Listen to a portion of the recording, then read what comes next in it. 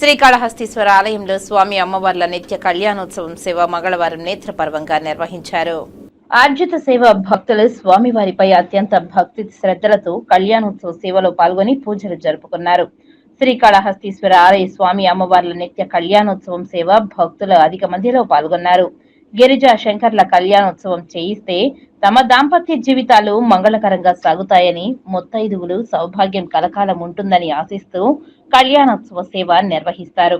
ఈ మేరకు శ్రీకాళహస్తి ఆలయంలో మంగళవారం నిర్వహించిన స్వామి అమ్మవార్ల నిత్య కళ్యాణ ఉత్సవం శాస్త్రోక్తంగా చేపట్టారు.